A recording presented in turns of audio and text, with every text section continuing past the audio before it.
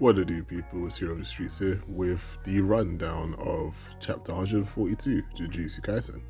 So now it's called The Back of Onisan. And it starts off with Choso just repeating the sentence saying he's the eldest brother of 10 siblings. And it looks like there's a lot of veins around his eyes. And I don't get why that is the case, but yeah. Now Naoya's just pretty much saying how Choso is not answering his question and he was actually asking about his curse technique and how he could be so tough.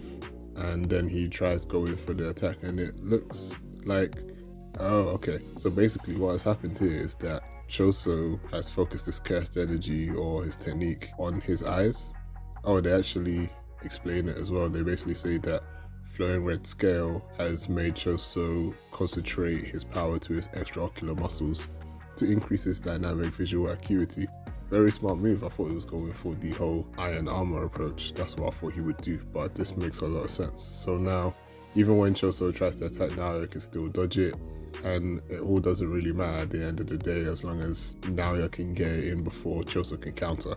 And Choso actually got slashed. And turns out that Naoya brought a special weapon, which is pretty much just a blade. And this is because even though Choso is a blood manipulation user, he'll have a hard time dealing with the bleeding while focusing on dealing with Naoya and his super speed.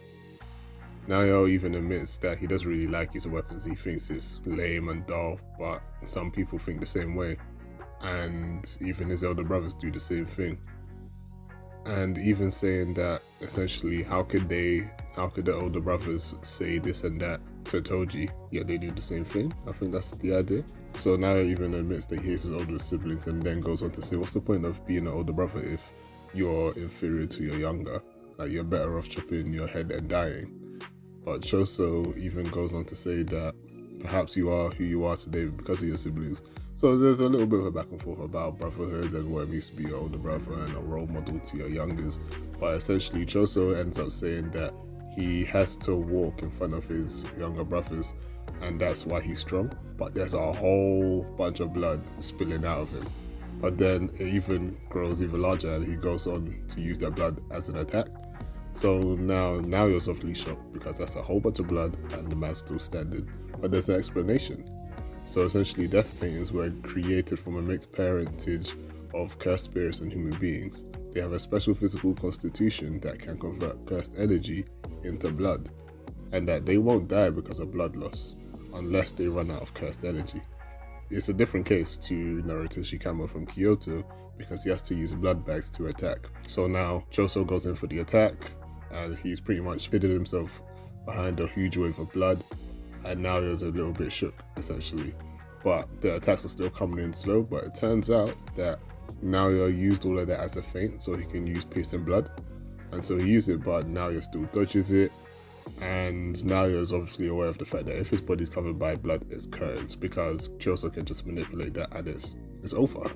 It's over. So Choso pretty much kicks him in and then there's blood on his legs. And now Naoya even notices that his legs are a little bit heavy. That already hinders his speed, first off, which is great. And second, Choso even says, like, now you know it's curtains. It's checkmate. That's it. You got blood on you.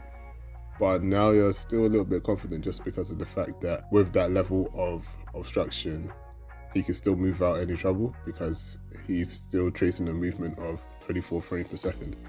So yeah, now there's a face-off, but now you're charges in and wonders why Choso is not attacking him. But he doesn't know all that Choso has at his arsenal. So now Choso uses his original curse technique, which has been developed and polished over 150 years. Supernova. There's an explosion of blood that pretty much sprays down Naoya, and surprise, surprise, Choso wonders why he couldn't love his siblings.